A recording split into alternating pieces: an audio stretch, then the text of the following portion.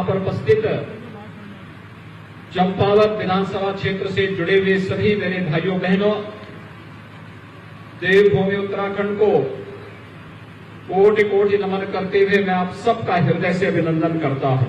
भाइयों बहनों, चंपावत जनपद की स्थापना 1997 में हुई थी।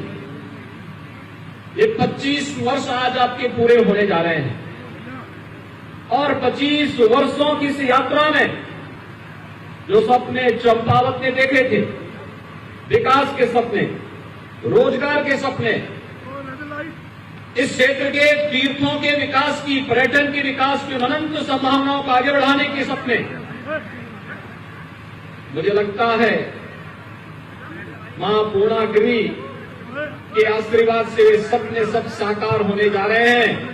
जब चंपावत में प्रत्याशी के रूप में स्वयं प्रदेश के मुख्यमंत्री आपके बीच में यहां पर भारतीय जनता पार्टी के प्रत्याशी के रूप में आए हैं, मैं अभिनंदन करूंगा श्री कैलाश गौतोड़ी जी का, जिन्होंने विकास के लिए स्वतः आगे आकर के श्री पुष्कर सिंह धामी जी को आमंत्रित किया और उन्होंने कहा कि मैं चंपावत से आपको आमंत्रित करता हूं कि आप यहां से आइए, उपचुनाव लड़िए और आपके साथ ही विकास की एक नई धारा चंपावत के अंदर बहेगी। और आज भाइयों बहनों, मेरा सौभाग्य है कि मुझे भी आपके बीच में टनकपुर में आने का सौभाग्य प्राप्त हो रहा है। 25 वर्षों की यात्रा, उत्तराखंड जब 25 वर्ष की अपनी यात्रा पूरी करेगा, उसे यादगार बनाने के लिए चंपावत के पास बहुत कुछ होगा। और भाइयों बहनों, इसलिए कभी भी याद रखना, जब अवसर मिले तो उस अवसर से कभी चूकना नहीं चाहिए। और यही अवसर आपके पास है कि चंपावत को विकास की नई ऊंचाइयों को पहुंचाने के लिए अपने युवा और यशस्वी मुख्यमंत्री के साथ जुड़ करके उन्हें रिकॉर्ड मतों से विजयी बनाने के लिए हम सबको आगे आना चाहिए। भाइयों बहनों, चंपावत का अपना पौराणिक इतिहास है। कहते हैं कि भगवान विष्णु का कूर्म अवतार इसी क्षेत्र में हुआ था। इस क्षेत्र में गुरु नानक देव जी ने अपना एक विशेष लगाव रखा था और इस क्षेत्र के प्रति युक्त रिश्ता संत स्वामी विवेकानंद की विशेष दृष्टि इस क्षेत्र में थी। और अगर ये देवभूमि नहीं तो फिर कैसे मां पूर्णागिरी का धाम यहां पर है, गोलोजी महाराज का धाम यहां पर है, बाबा गोरखनाथ का धाम यहां पर है और न जाने कितने ऐसे धाम मां सरस्वती के रूप में मां शारदा की कृपा यहां पे साथ बरसती हुई दिखाई देती है। आप सब सौभाग्यशाली हैं इस देवभूमि में जन्म लेकर के आप सबको यहां के माध्यम से देश की सेवा करने का अवसर प्राप्त हो रहा है। भाइयों बहनों, देवभूमि उत्तराखंड के बारे में प्रधानमंत्री मोदी जी बार बार कहते हैं कि जब उत्तराखंड की जवानी और उत्तराखंड का पानी उत्तराखंड से बाहर निकलता है तो देश के लिए उपयोगी बनता है। देश जवान यहां की सुरक्षा करता है। जब मां शारदा का पानी जाता है तो यहां से होकर के उत्तर प्रदेश के तमाम जनपदों को अपनी मीठे पानी से सिंचाई की सुविधा उपलब्ध करवा करके न केवल वहां के किसानों को समृद्ध करता है बल्कि अन्नदाता किसानों को समृद्ध भी करता है और साथ ही साथ देश का पेट भरने का काम भी करता है। यही तो उत्तराखंड की विशेषता है। हम आभारी हैं प्रधानमंत्री मोदी जी के, जिनके मार्गदर्शन में आज उत्तराखंड एक नई ऊंचाइयों को, विकास की एक नई ऊंचाइयों को छूता हुआ दिखाई दे रहा है। मुझे इसी महीने 3 दिन के लिए उत्तराखंड के प्रवास का सौभाग्य प्राप्त हुआ था। आप सब जानते हैं मेरा जन्म भी उत्तराखंड में ही हुआ है और कई वर्षों के बाद मुझे अपनी जन्मभूमि में जाने का अवसर प्राप्त हुआ था और 3 दिन का प्रवास मेरा बहुत अच्छा रहा। कितना रोचक था, कितना अच्छा था। विकास की ऊंचाइयों को जब मैं यहाँ बचपन में मैंने अपनी स्कूली शिक्षा उत्तराखंड में पढ़ी थी, तब सड़क नहीं थी, बिजली नहीं थी, पानी नहीं था, स्वास्थ्य की कोई सुविधा नहीं थी। और जब मैं कई वर्षों के बाद उत्तराखंड के उन गांवों में गया, वहां मुझे सड़क मिली, बिजली मिली, पानी मिला, स्वास्थ्य की सुविधा मिली। विकास की एक नई ऊंचाइयों को छूता हुआ उत्तराखंड नए भारत का एक नया उत्तराखंड के रूप में स्थापित हो रहा है। और इस समय तो पर्यटन की जिन नई संभावनाओं को आगे बढ़ा रहे हैं। आपने देखा होगा उत्तराखंड में पिछले दिनों प्रधानमंत्री मोदी जी और मुख्यमंत्री धामी जी ने बाबा केदारनाथ के पावन धाम को राष्ट्र को समर्पित किया। कितना भव्य आयोजन था। कोई सोचता था उच्च हिमालय में इतनी ऊंचाइयों पर आदि शंकराचार्य की प्रतिमा की स्थापना होगी। वह धाम जो 2013 में पूरी तरह प्राकृतिक आपदा की चपेट में आ गया था। कोई सोचता था कितने वर्षों के बाद उत्तराखंड का केदारनाथ धाम फिर से एक नई काया और नए कलेवर के रूप में श्रद्धालु जनों की सुविधा और उनकी आध्यात्मिक पिपासा को फिर से शांत कर पाएगा।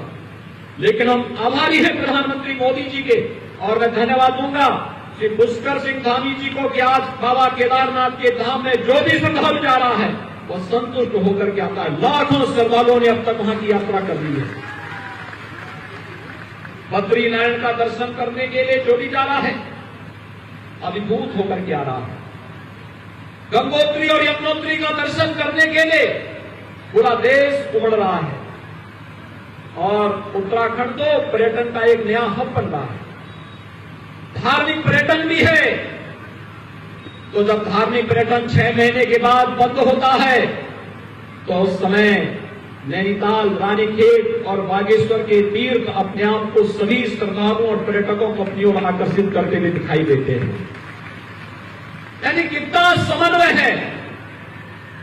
कभी उत्तराखंड के 4 धामों की यात्रा प्रारंभ होती है और कभी इस क्षेत्र के नैनीताल है, रानीखेत है, बागेश्वर है, अल्मोड़ा और पिथौरागढ़ के चंपावत के इन क्षेत्रों में पर्यटक आकर के प्रकृति के सौंदर्य को निहारता हुआ देख करके अभिभूत होता है। और इसी प्राकृतिक सौंदर्य को देख करके तो स्वामी विवेकानंद भी यहाँ आए थे, गुरु नानक देव भी यहाँ आए थे और भगवान को भी यहाँ पर अवतार देने के लिए आना पड़ा था। भगवान विष्णु को कुर्म अवतार के रूप में यहाँ पर स्वयं अवतार देने के लिए आना पड़ा था। और आज भाइयों बहनों, हम सब आपके बीच में आए हैं। कोई संदेह नहीं था किसी को भी, किसी पुष्कर सिंह धामी जी चुनाव लड़ेंगे और लड़ने के बाद बहुत भारी बहुमत से विजयी बन के बनेंगे, इसमें किसी को देश के अंदर संदेह नहीं। लेकिन भाइयों बहनों, याद रखना, जब तक सफलता हमारे हाथों में ना जाए तब तक हमारा प्रयास अनवरत बना रहना चाहिए। और वही अपील करने के लिए आज मैं आपके बीच में आया हूं। अपील यही कि हमें चुनाव जीतना भारी बहुमत के साथ, ऐतिहासिक मतों के साथ यहां पर चुनाव जीत करके भेजने की आवश्यकता है, जिससे आप विकास और इस क्षेत्र में जो संभावनाएं हैं उन संभावनाओं के प्रति स्वतः स्फूर्त भाव के साथ आप में अपने आप एक निश्चिंतता आ जाए। और मुख्यमंत्री बनने का मतलब क्या होता है, आज मैं आपको बता सकता हूं। अगर आप गोरखपुर जाएंगे, गोरखपुर के विकास को पिछले 5 वर्षों के अंदर, 5 साल पहले गोरखपुर गया होगा, आज जो गोरखपुर जाएगा तो पहचान नहीं पाएगा कि विकास क्या होता है, कैसे विकास होता है। यानी स्वतः विकास की संभावनाएं बनती हुई दिखाई देती हैं। और विकास की उन संभावनाओं के साथ जोड़ने के लिए आज चंपावत जब 25 वर्ष की अपनी यात्रा को पूरा कर रहा है। याद करिए, चंपावत जनपद 1997 में बना था और 1997 में बनने के बाद आज 25 वर्ष की अपनी यात्रा पूरा किया है, तो 25 वर्ष के बाद ये सौभाग्य आपके पास सामने आ रहा है कि विकास के साथ जुड़ने के लिए स्वयं मुख्यमंत्री आपके पास आए हैं। आपने तो सुना होगा कि प्यासा कुएं के पास आता है, लेकिन भाइयों बहनों पहली बार कुआं प्यासे के पास आ रहा है। विकास की पिपासा को दूर करने के लिए और विकास की इस प्रक्रिया के साथ जुड़ना अपने आप में एक सौभाग्य की बात है। नित नए रोजगार के अवसर सृजित होंगे, धार्मिक पर्यटन विकसित होगा, इको टूरिज्म विकसित होगा, विकास की नई नई संभावनाओं को आगे बढ़ाने का कार्य होगा। और अब तो पर्यटन की संभावनाओं के साथ उत्तराखंड ने भी तय किया है कि हमें विकास करना है, और यही तो कारण है कि 5 वर्ष की सरकार को, भारतीय जनता पार्टी की सरकार को उत्तराखंड में देखने के बाद उत्तराखंड की जनता जनार्दन ने 5 वर्ष की इस एक नई यात्रा के लिए भारतीय जनता पार्टी को फिर से जनादेश देकर के प्रचंड बहुमत के साथ आज आपके पास भारतीय जनता पार्टी की सरकार फिर आपकी सेवा के लिए यहां पर खड़ी है। हमें मिलकर के इस समस्या का समाधान करना है, और मैं धन्यवाद दूंगा कि उत्तर प्रदेश और उत्तराखंड की सरकार ने मिलकर के आज जिस सकारात्मक राह को आगे बढ़ाया है, आज उसके सकारात्मक परिणाम भी आए हैं। मैं हरिद्वार में गया था 5 मई को, धामी जी भी आए थे।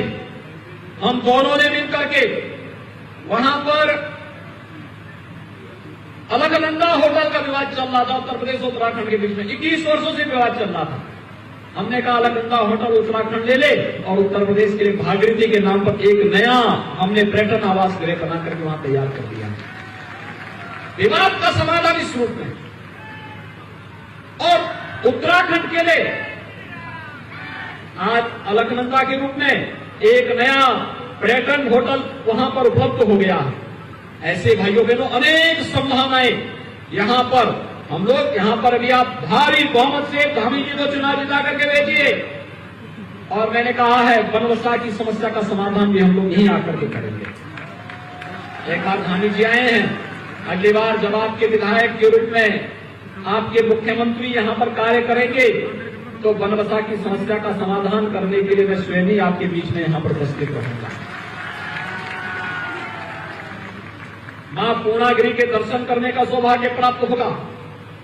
मैं बाबा गोरखनाथ का अनुयायी हूं, उनके दर्शन करने का, उनके धाम का दर्शन करने का सौभाग्य भी मुझे प्राप्त होगा। उत्तराखंड के आप सभी भाइयों बहनों से मिलने का भी अवसर मुझे प्राप्त होगा, और आज के इस अवसर पर मैं आप सबका यही आह्वान करूंगा कि भाइयों बहनों, उत्तराखंड को एक लंबी लड़ाई के लिए तैयार होना होगा। ये लड़ाई विकास की है, हमें विकास की इस लड़ाई को आगे बढ़ाना है। प्रधानमंत्री मोदी जी के विजन को आगे बढ़ाना है, और प्रधानमंत्री मोदी जी के विजन को आपके युवा मुख्यमंत्री अपनी टीम के साथ जिस मजबूती के साथ आगे बढ़ाने का कार्य कर रहे हैं, वो अद्भुत है, अभिनंदनीय है। हर उत्तराखंड वासी को जुड़ करके इस कार्यक्रम के साथ जुड़ना चाहिए, इस अभियान को आगे बढ़ाना चाहिए। विकास का कोई विकल्प नहीं हो सकता है, और विकास के साथ जुड़ करके ही हम उत्तराखंड में अधिक से अधिक नौजवानों को रोजगार और नौकरी उपलब्ध करा पाएंगे, देश और दुनिया को अपनी ओर आकर्षित कर पाएंगे, टूरिज्म के नए नए डेस्टिनेशन यहां पर स्थापित कर पाएंगे, विकास की अनंत संभावनाओं को आगे बढ़ा पाएंगे, जिसकी आज पिछले 21 वर्षों से उत्तराखंड के अंदर थी, और जिसके बारे में उत्तराखंड का हर व्यक्ति चाहता था कि काश हम भी इस विकास की प्रक्रिया के साथ जुड़े होते, तो हमारा युवा क्यों यहां से पलायन करता। मैं मानता हूं जितनी संभावनाएं उत्तराखंड में है, मैंने देखा है पिछले 5 वर्षों में विकास के कार्य जिस मजबूती के साथ हुए हैं, वे एक नए उत्तराखंड की तस्वीर प्रस्तुत करते हैं। सब कुछ तो है आपके पास, सब कुछ आपके पास है, बस नेतृत्व आपके पास वैसा चाहिए था, और आपने विगत 5 वर्ष के अंदर भारतीय जनता पार्टी के नेतृत्व में कार्य होते हुए देखा है। उत्तराखंड के मुख्यमंत्री के रूप में धामी जी की कार्य पद्धति को नजदीक से महसूस किया है। अपनी सहजता, अपनी सरलता और कार्य करने की अपनी एक नवीन पद्धति के कारण आज उन्होंने उत्तराखंड की जनता के दिलों में राज किया है। और मैं विश्वास के साथ कह सकता हूं कि भाइयों बहनों, उत्तराखंड विकास की नई ऊंचाइयों तक पहुंच करके उत्तराखंड की सभी यहां की जनता जनार्दन की जनभावनाओं के अनुरूप विकास का एक मॉडल स्टेट के रूप में अपने आप को स्थापित करने में सफल होगा और उसका सौभाग्य भी चंपावत वासियों को प्राप्त होने वाला है।